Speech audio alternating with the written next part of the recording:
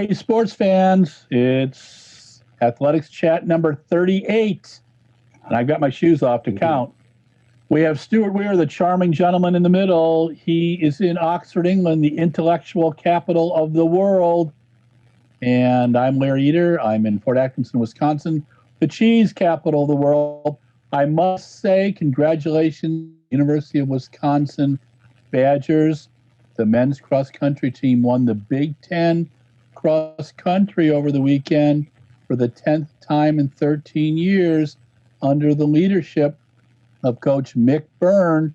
Great guy, one of the top coaches in the country, and he did it with young kids. Okay, now, Stuart, I'm back on topic. Sorry about that, but gotta say good things for good people. How do you still get snow? We've got a meter of snow in our yard, my friend. Wow. Yeah. Wow. Yeah. So it's just, we got, it's just been building up nicely, and we got a nice big snow on Saturday night, and right in the middle of the big snow with about 20-mile-an-hour winds, I put my earphones on, put on Genesis, a 1974 recording of the carpet, or 1976 recording the Carpet Crawlers, and walked for an hour in the lovely snow and wind. It was a wonderful experience. And the cops drove by a couple times to make sure I was okay. But besides that, it was pretty good. But it's been about, most days, it's 0 degrees Celsius. It's been down to -7 or 8 degrees Celsius already. And we just, Kathy and I just ordered nice new winter coats that work till minus, what was it? About -50 degrees Celsius, yeah. So, and even Swedish guys wear them too. So, we'll be kind of cool. So, we'll look like the investigators in that show Wallander, so it's, it'll work pretty good. Hey, so we had some big track meets this weekend. Yeah. Pretty exciting stuff. Why don't we start with Friday night's meet? You want to take us through that? That was Karlsruhe. Yeah. That first of all, wasn't it nice to be having some real action? And yes. Now, interestingly, the German COVID regulations say that only 199 people can be in the arena. So, wow. So there were no media, no spectators, and not many coaches. Wow. But it was a great meet. One of the highlights was Dina Eisler-Smith running for the first time. She described it as the first serious race since the World Championships in Doha. Because last year, in 2020, all she did was 3 120s at sort of club level. Yep. But she had so much enthusiasm for being back running. And so she did a 7:08, which is 200th of a second outside the British record, which she'll probably pick up later. But, she was just so enthusiastic, and we had a fabulous women's sprint hurdles where everyone, like me, was watching the middle of the track when it was between Toby Amazon of Nigeria, and Nadine Visser of Netherlands. But then when nobody was looking on the outside lane, Noralotta Naziri of Finland was able to sneak through and win the race. Beatrice Chepkoech was her imperious self, winning the 3,000. Yeah. And there were, but the meet just seemed to have everything, because there were enough German winners to please, well, I was going to say the crowd, but there wasn't a crowd, to make it seem a good German event. And yet we had national records of Finland, Portugal, Philippines, and Sweden. And tell us about the near world record in the men's 800. Oh, that was a wonderful moment when Elliot Giles finished and the clock stopped at 1 minute 39 seconds. So I smashed the world record. Absolutely smashed it. By 2 seconds plus. To be fair, he was seen laughing his head off, realizing that somehow they got the timing wrong. At least some pictures were taken. Good. So, good. He would run 1:45.5, which was the world leader for 24 hours, and it was a good race. I mean, they had some top performers in there. Ms. Naziri, besides the Finnish record, she is a 9-time Finnish champion. Indoors. I mean, she's been around. I think we've seen her at a couple of the European champs, but the picture you sent, the smile on her face said it all. She was ecstatic. Now, not a lot of people know this, but her father is a Macedonian Albanian. Wow. Now that's impressive. You did your homework. You did your homework, Stuart. Yeah. Wow. That was, and I am a collector of silly questions asked at pressers. Yes. And somebody actually asked Dean Isher-Smith if Brexit had made it difficult for her to train. Now, I love that. Come on. You had the only thing she could have done then is wear a Boris Johnson shirt, and that's right. It would have taken care of everything, but but the one I did love was Pierre Ambroise Bossy. Yes. Because he's a bit of a character. I once asked him what it felt like to be introduced as the world champion. He looked at me and says, "I'm not the world champion. I'm just a guy who can drink a pint of beer in 4 seconds." But anyway, when he was stopped in the mix zone, first thing he said to the lady was, "Why are you talking to me? I was only third. You should be talking to the person who was first or second." Yeah. And then she asked him how was lockdown, and he said, "Well, I like to travel, and I traveled all around France because the government's not going to tell me to stay at home." Well, he has a propensity for getting himself into colorful situations, and Indeed. But I've enjoyed. I got to watch him race in 2017. He went to a bunch of small meets, and he ran a couple 800s in his national championships. So he's a very talented athlete, and it was nice to see him giving some credit where credit is due too. I thought that was kind of cool. Go ahead. If we move on to Dusseldorf on Sunday. Yes. Now, that's really interesting because it's a small arena and they don't actually have a track. Yes. So they can't do any lap events. So the only races are the 60-meter sprints and hurdles. But then they had a pole vault competition. That was all right, I suppose. I mean, there's some Duplantis, is that his name? Yeah, he's kind of a Swedish kid of New Orleans or something, right? And Kendrick, I think he was there. Yeah, he's some American guy. When you have, and then in the long jump you had Malaika Mahambo and Spanovich. So in the two field events they had. I mean, the men's pole vault was the first event to start, and it was the last to finish.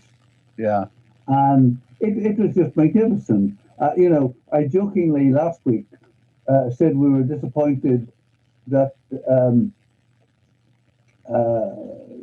Villeneuve only did 5:95. Yeah, because we come to expect 6 meters, and of course, good old Mondo delivered with a 6:01, and then sort of apologized that he had failed on 6:19 going for the world record, but saying, it's a bit early in the season and it's quite a jump from 6:01 to 6:19.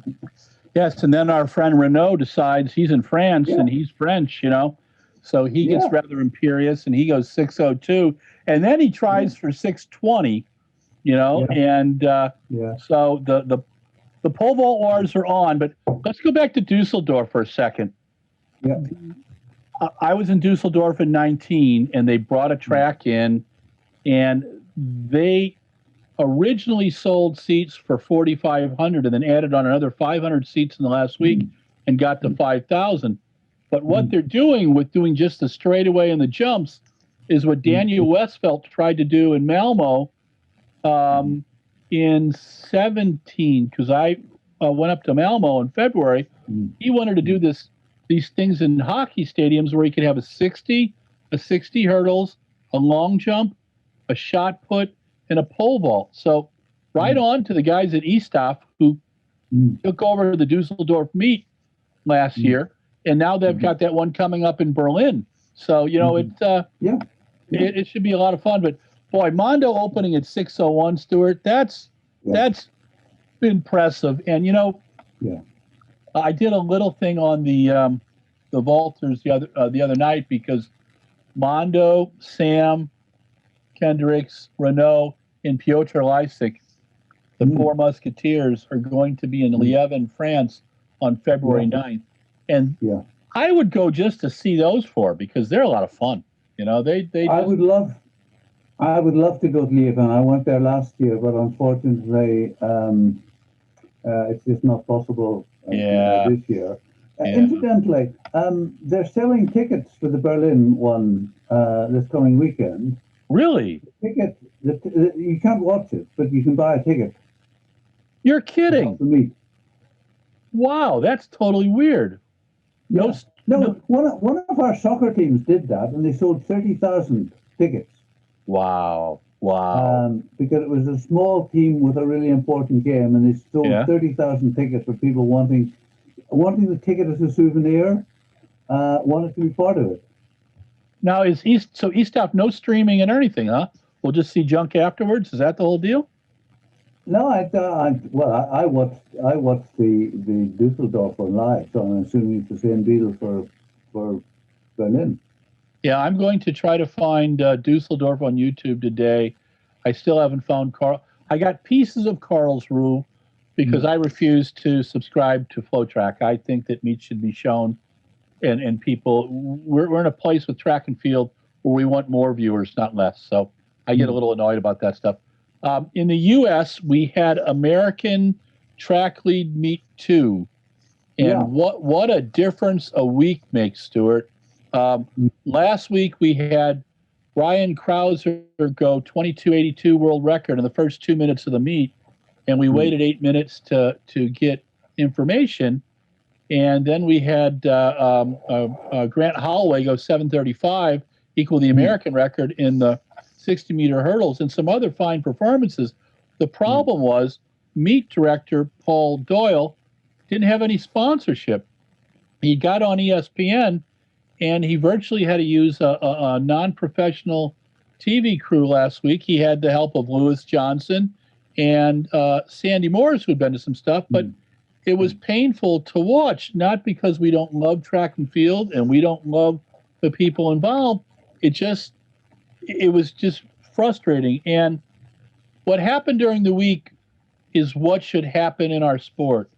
Max Siegel, the CEO of USA Track and Field, who I will be interviewing in the next couple of weeks on RunBlogRun, money where his mouth was. They put a wonderful note up that said USATF will support the next 3 meets of the American Track League. So this is what happens yesterday. Boom, beginning of the show. Paul Swangard, one of our favorite announcers, does the build-up that you're supposed to have for a track meet, gets you excited. Then he brings in Otto Bolden, and Otto does great commentary. And then they brought in Lewis Johnson, who had some prepared pieces on various athletes, plus he got to do interviews. It was one of the best meets I've seen on TV in years. And on top of that, they had a professional TV crew, and it went like clockwork. And you also knew that they had sponsorship because there were national ads on ESPN. But I'll tell you, there was one really hot ad. Will Clay and Queen Harrison did an ad for their clothing line. It was one of the most professional things I have ever seen, and I'm going to try to get a hold of them to have them talk a little bit more. But I mean, I love them both. They're great athletes, but they're wonderful spokespeople for our sport. And boy, it was a killer commercial. But the performances yesterday, you know, Ryan was probably a little sore from the week before. He had a great series, and he was happy with it. He equaled the old world indoor shot put of 22.66 from Randy Barnes on January 20th, 1989. And then Sandy Morris traded her commentating stuff for vaulting 481. She looked pretty darn good for having had COVID 3 weeks before. And I'll tell you, there were some impressive performances. You know, Shawnee Miller-Weibo, who we dearly love, she's just one of those. She's one of the reasons why we talk about great athletes in the sport. She's married to Michel Weibo. I think he calls himself Michael. I mess up his name all the time. He's what, Estonian, decathlete, world champ, silver medalist. And they showed a couple exercises they do to train that, my gosh, they are in incredible shape. But Shawnee Miller-Weibo had a contest on Twitter or Instagram to offer a pair of Adidas shoes if you could figure out her time. And she gave all these things. Look, I haven't competed indoors in a long time, blah, blah, blah, blah, blah. First, thing. Don't know.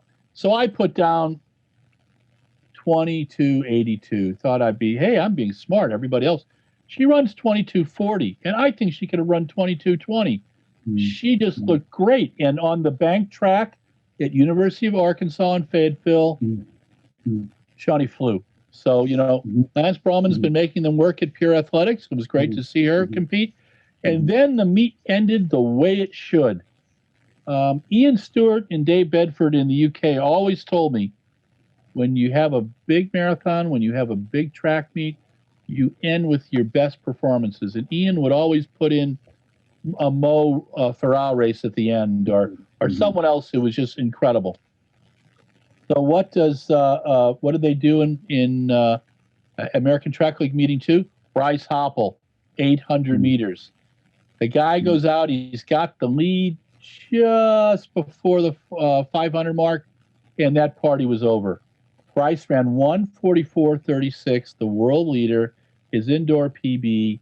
He dominated the race. And we had interviewed him over the summer, and he was just like, I just want to race. And, man, he just looked like he wanted to race. And the best thing, something that's really good for the sport, is at the end of the race, when Lewis Johnson was interviewing him, he said, yeah, I want to compete against Donovan Brazier, but I want to be number one in the 800. So little call out, which is good for the sport. We love competition. Donovan Brazier was supposed to do the 600 yesterday. He and Raven Rogers, she was supposed to be in a 600 as well, but they got near someone who had COVID, tested positive for COVID down there. And while they've tested negative, they had to stay out of the competition. And, it's, I think, congratulations to Paul Doyle for making his dream a reality, but really thanks to Max Siegel, USATF, and someone who doesn't like to be in the limelight, Adam Schmink. Adam is the producer of most of the great television TV you see for USATF meets. And he brings a crew together with Paul Swangard, with Otto Bolden, with Lewis Johnson, and some others who are informed, professional, and confident. And they give us a robust coverage of the sport, which is what we need. When track and field is done well, it is second to none. My girlfriend asked me yesterday, do you watch any other sports? And I said, not really, because everything else lets me down. I mean, I used to love baseball, but I listened to that on the radio. I used to love ice hockey, but I listened to that on the radio. If I'm going to watch stuff on TV, it's track and field. It's just, and when it's done really well, oh my gosh, most of the meets in Europe, as we know, Stuart, they're well done. I mean, watching a BBC meet, I watched the BBC coverage of the British champs from last summer. It was brilliant. I mean, Steve Cram was great, and they're informed.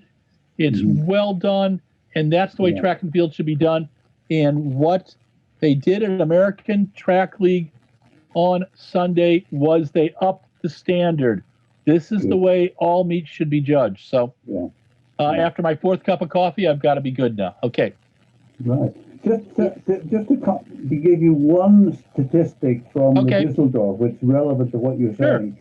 In order to put the meat on, they did 800 COVID tests. Oh my gosh! Wow. What did you think about Dina going Friday and Sunday? Well, she just seems really enthusiastic, and of course, I mean, we're only talking about 6.5 seconds. Yeah. You know, I'd love to see her do a 200 indoors. You remember? And do you remember when they used to have the meet in Birmingham? Stuart and Ridgeon would do that double where the kids could do a 600, a 60, and a 200. Because I don't remember Mike Rogers loving that one, and it was the only place we saw it. You know, so it was kind of cool. But, the teams have dropped out because it's not a championship distance anymore. Yeah. The argument is that the lanes are not fair. Yeah. That if you're on the inside lane, the bends are so tight. Yeah, that makes sense. Although I got to tell you, one of my favorite times, the Raz, John Regis, you know, the British champion, is when I tease him about running indoors at 200, saying I've got some pictures of him that, you know, I'm going to put up on Instagram one of these days, and he just starts laughing. But yeah, I know it's tough. I mean, because guys staying in lanes and stuff like that, but it was a fun distance. You know, I mean, I like the 300 distance. I think that's an exciting one.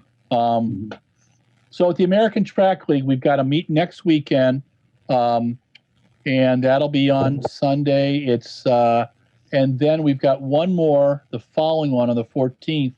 We've got the New Balance Indoor, which is moved now to Staten Island, to the Ocean Breeze Athletics Center. I was there in 2019 after I visited all the World Indoor stuff, and I will tell you, the Ocean Breeze Center kicks butt. It's got this track that's hydraulic, so they can have banked turns if they want. The kids love it. The athletes absolutely love it. And Mark Wetmore said, yeah, he's gonna have a lot of athletes coming in. But the challenge for them, like if any of these meets, it sounds like in my conversation with Mark Wetmore, he said two things. He thanked it was Laurie Primarino, who is the New York Parks person who's doing the meet. She was able to get approvals in under 72 hours, which is, if you've ever tried to put anything on with a big city, that's incredible. But let's see, let me get her name right. I think it's Laura. I've got it just sitting here. 1 second. Yeah, what she did was, what was interesting was that, it's Lauren Primarino. And so Lauren and Lou Vasquez also put on the old Adidas Grand Prix and the Reebok Grand Prix from the old days outdoors. And they manage the Ocean Breeze Center, which puts on 60 or 70 meets during a non-pandemic season. But this track is well done, and they've got everything there. Again, in New York, even though New York allows some fans in the stadium, there'll be no fans for the New Balance meet. I think that there may be like 100 fans in this third meet at the American Track League. Paul Doyle had talked about the idea of testing them 2 hours before the meet and then giving them their positive or negative an hour before. But I don't, we'll see. We just want everybody to stay safe. It's a little scary right now. I'm very happy that we're having athletics. And I had a question for you, Stuart. We talked about last week the British Indoor Champs being canceled. And you, in the article you did, you talked also about the idea that there's going to be probably some small meets where the British athletes can qualify. Have you heard anything on that? Yes. Yeah, they're effectively doing the trials in 3 separate parts. Okay. With certain events. The challenge, though, for athletes at the moment is where do you get any competition before that? Yeah. So there's virtually not. I don't think there's anything else really in Britain. And I mean, Holly Bradshaw went to France to compete in 2 or 3 events. Yeah. And when she got there, was told there was no elite exemption, so she had to quarantine for a week. Oh man. For 5 days. So she missed the first meet and just had to stay. And I think that means staying in your hotel room. So you can't even do any workout. You can't even get to the gym. Wow. So it's really quite frustrating. But she's doing a meet this weekend and then another one. I think she's doing Yerevan. Now, Stuart, what are the rules in the UK right now? If I flew over to the UK, would I be quarantined for 2 weeks? Yes. Okay. Yes. And if you go to Europe right now, it's different in each country, correct? That is right. Okay. But in a lot of places, I would have to quarantine and potentially quarantine when I come back. Wow. And previously we've had this loose quarantine where they say to people on arrival, you have to quarantine, but it's up to you. Whereas they are now introducing you will be taken to a hotel where you have to stay in the room, and then they'll present you with the bill at the end of it. Well, that's charming for them. Let's talk about our friend Renaud Lavillenie. Renaud first competed a few weeks ago and won 592 world leader. Then he comes back a week later, 595 world leader.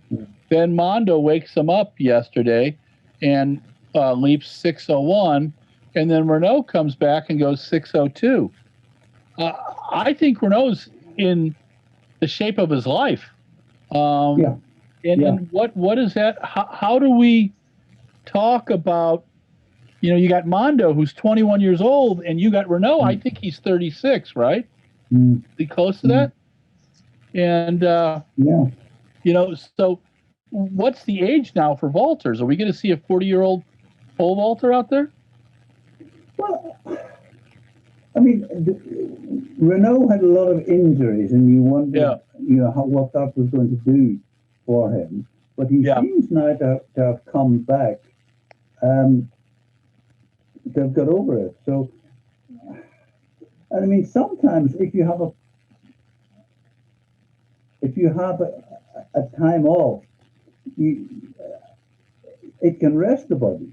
Yeah, that's true. Now he's 34. He's 34. Okay. Renaud, I'm sorry I added 2 years onto your life, and I know you watch our stuff, so don't want to annoy you. I want to talk about social media for a minute. So, what I'm doing when I'm covering meets now is I put up Twitter observations 50 to 60 an hour on a track meet. And at the meet at the first American Track League meet, we put up over 2 days about 85 tweets. We had just a little over 93,000 Twitter impressions, which is pretty good. Yesterday, we put up 65 tweets, and I have another 35 today already. We're going to probably be about 115,000. That is almost 50,000 more than I was getting all summer covering Diamond League. And what it's telling me is that, one, people are really interested. Now, what am I doing differently? Well, I'm using hashtags and Twitter names correctly. That's helpful. And we've learned from you, and my girlfriend Kathy is taking pictures from the screen because we're not getting a lot of photos from these guys. And people love the photos. It's like when I put those photos up from Dusseldorf on Friday, it was awesome. I mean, those were gorgeous. And I hope World Athletics hears us that please keep doing it. Those photographers were fantastic, And Yeah, but the frustration was that it was actually Karlsruhe Friday. But Karlsruhe had what 40 or 50 free images, and Düsseldorf didn't have any. Wow. Um, Well, you know, E-Stop's a little strange in that, you know, they almost compete with World Athletics. I've been trying to figure their stuff out for a while. They took over the meet in Dusseldorf that was a World Athletics meet, and they're shaking it up a little bit. And the way they're doing Berlin is they're shaking it up too. And I totally applaud that. And when they do give us images, like they had one of Malaika Mihambo for the press release, it was glorious. And so I'm going to send a note out to the folks who do their stuff today and say, hey, can you get us some images? Because the audience loves that. They want to see the athletes. And I'll tell you right now, I put up the Mondo video from the presser, and then your Dino one too, from Dusseldorf, and they're very well received. So the attention span of about a minute to 2 minutes, for video, then really good photographs, and a little information means a lot. And people are, half the U.S. right now. I mean, New England is just about to get the snow that we've got over the weekend, but they're going to get double what we got.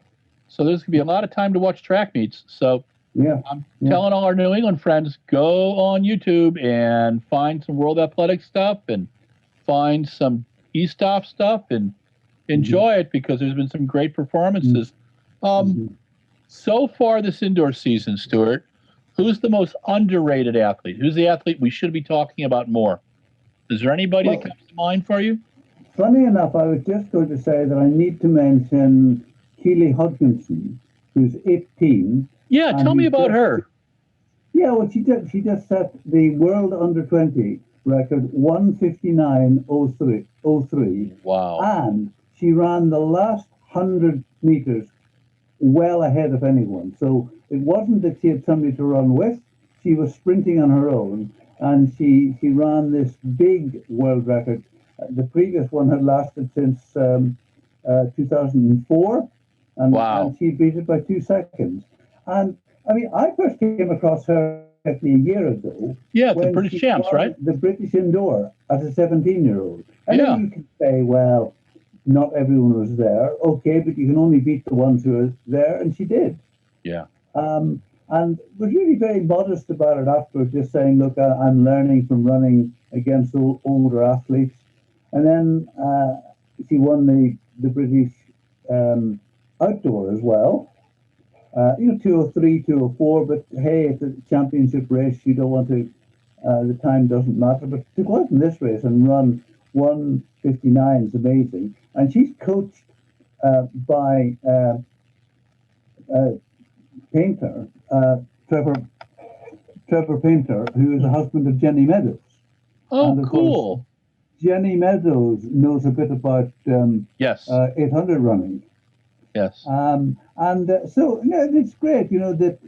But the other thing, Larry, I think that it just underlines is it's almost taking us back to the co-cram Ovid period. Because, in the women, we've got Laura Muir, Gemma Ricci, Laura Whiteman, Adele Tracy, Alexandra Bell, Shalina Oskin-Clark, Lindsay Sharp, Melissa Courtney Bryant.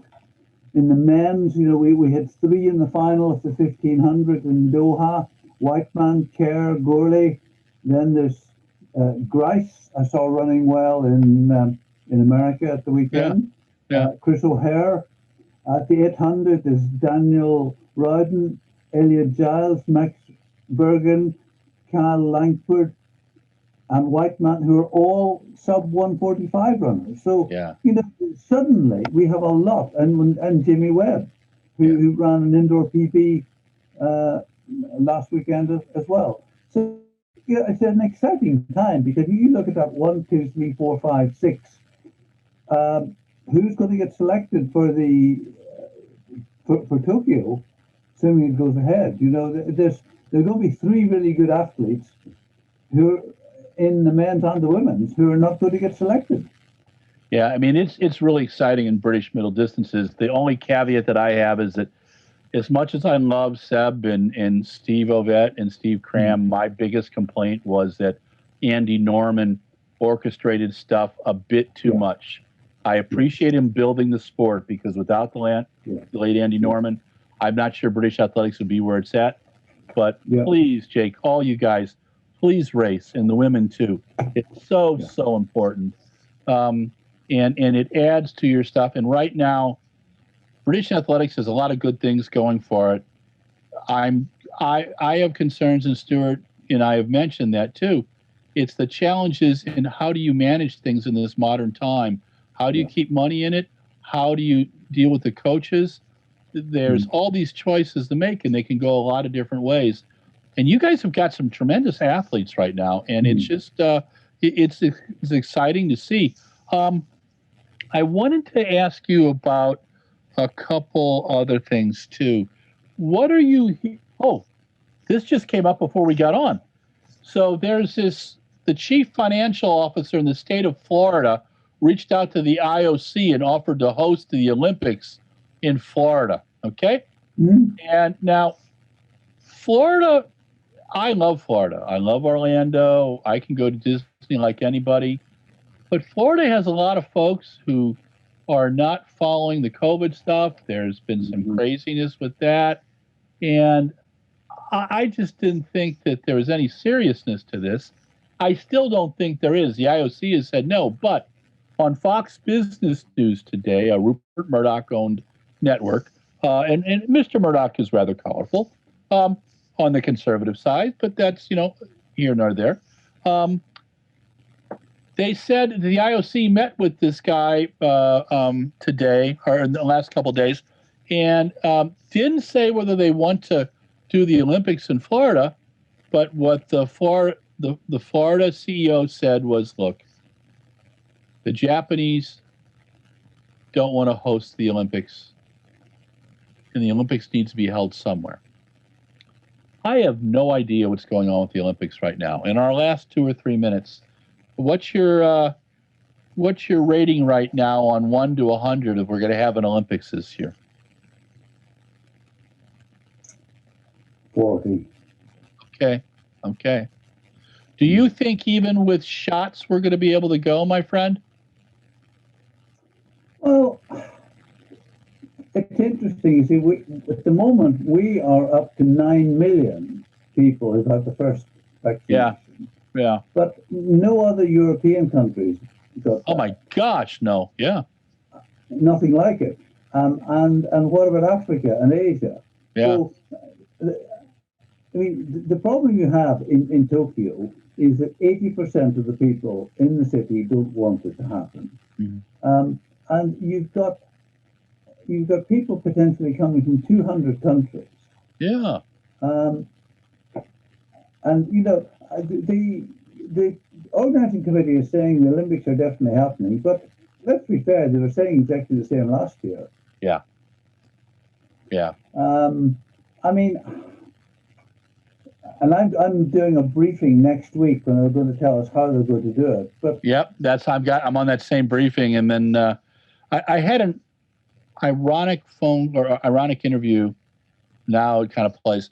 Pascal Rawling, who is the international head of running promotions at Puma. What he said to me was that he's picking up all these athletes, 24 athletes in France, to build for Paris 2024. Makes a lot of sense. And it's too late to build for, Tokyo. Yeah. But one wonders, are the brands and everything focusing on the future? How are they going to deal with now? And what is that going to mean to global athletics? And that's going to be a question we're going to have to send off to John Ridgen and to Seb Coe. But Stuart, you survived week 38, man. Athletics Chat 38. And please stay safe, my friend. Okay. And okay. And we will catch up next week. This is Larry Eater with RunBlogRun, and this is Athletics Chat 38. Stuart Weir is in the intellectual capital of the world, Oxford, England. I'm in the cheese capital of the world, Port Atkinson, Wisconsin. Please stay safe. If you like Run Blog Run, like us on Facebook, Instagram, and Twitter. And if you love us, subscribe to YouTube. We got 369 videos from last year, and we're already into videos for this year. So there's something for everybody. Stay safe. Thanks, Stuart. Thank you. Hey, sports fans, Larry Eater. This is the epilogue for Athletics Chat 38. You know the drill. Stuart Weir is in lovely Oxford, England, intellectual capital of the world. And I'm Larry Eater. I'm in Fort Atkinson, Wisconsin, the cheese capital of the world. Okay? That's how it works. First of all, congratulations to Mick Byrne, Coach Mick Byrne, and his UW men's Badgers cross-country team that won their 10th in the last 13 years Big Ten cross-country title this weekend. They did it in the last kilometer of the race where they got fourth and fifth. No, the third and fourth, sixth, 12th, and 15th. Pretty impressive. Mick Byrne is one of the finest coaches in the U.S. He's been at lovely University of Wisconsin for 13 years, and nice to see A.D. Alvarez picked him, and picking some pretty good coaches.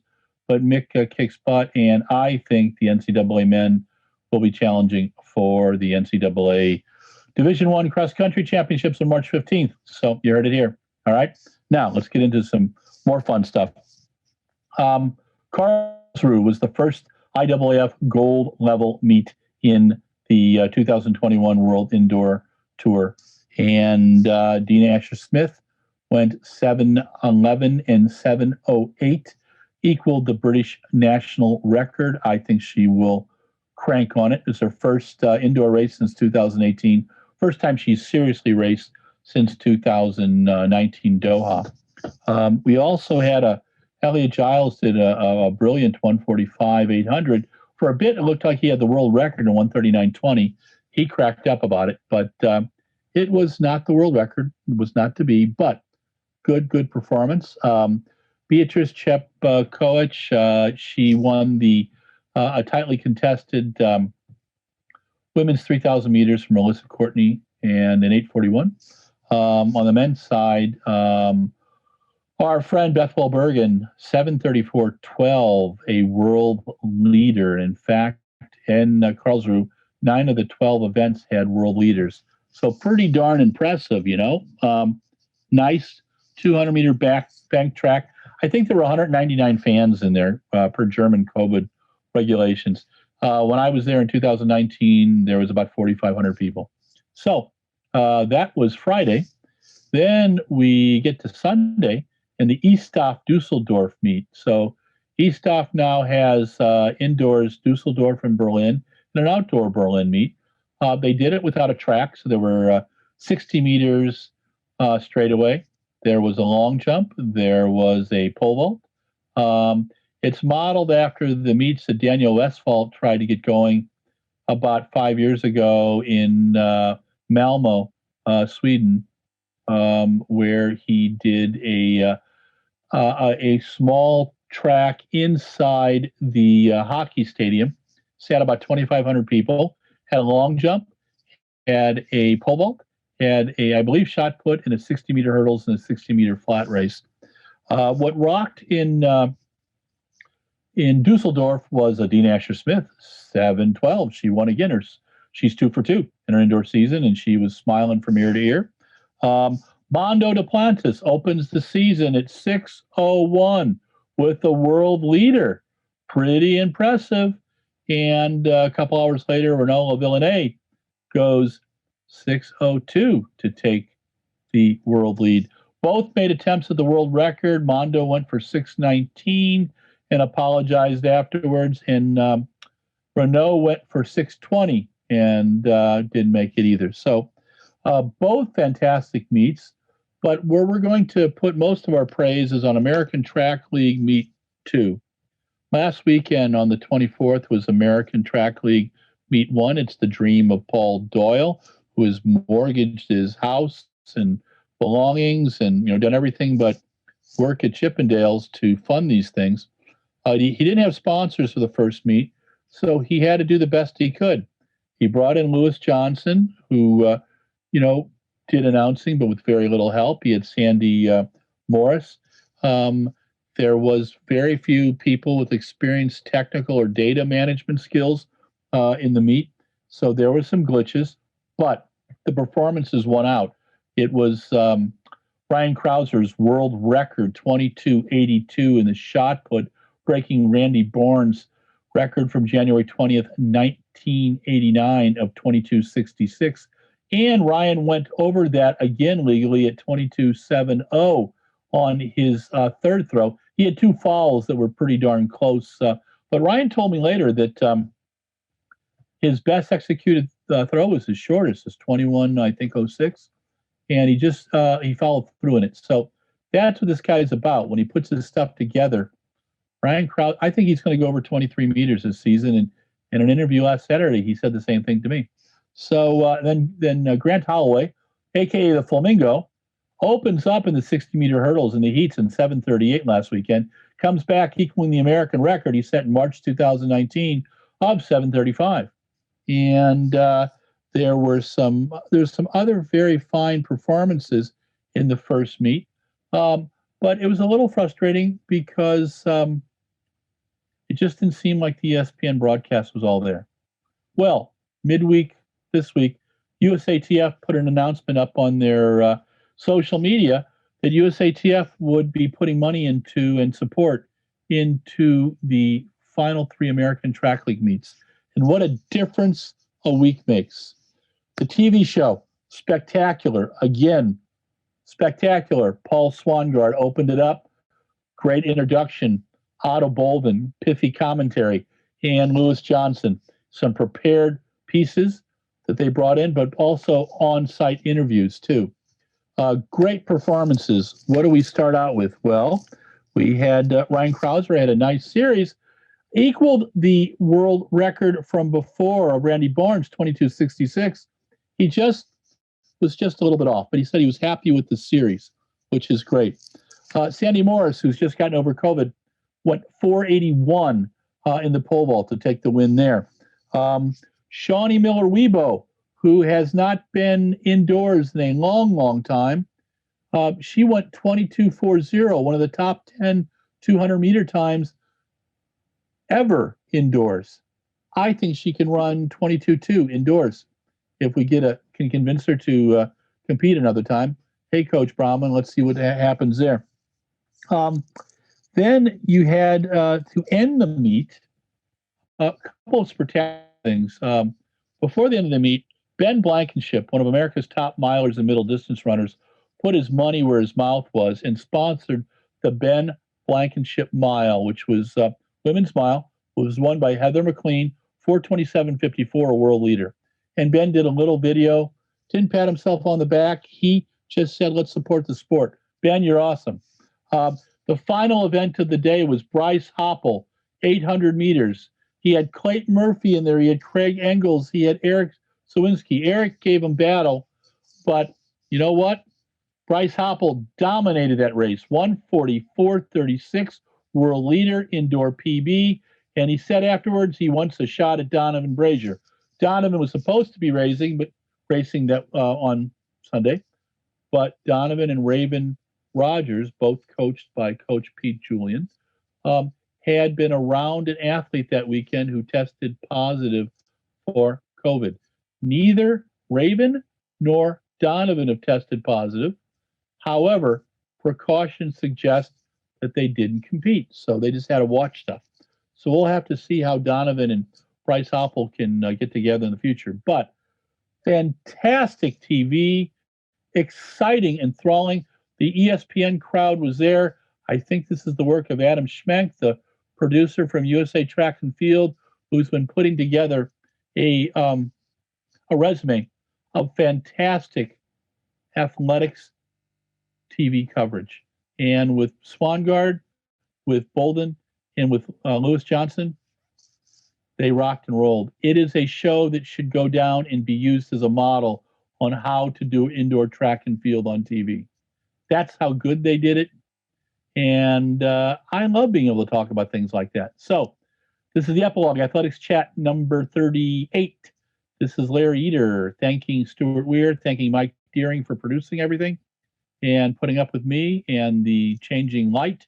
And if you like Run Blog Run, Twitter, Facebook, Instagram, like us. If you love us, subscribe on the YouTube. We have 369 videos from last year, 2,500 videos and audios since 2010. There's something there that you will like. We'll throw some archive stuff up. We have some new things coming up too. So stay tuned. Talk to you soon. Bye now.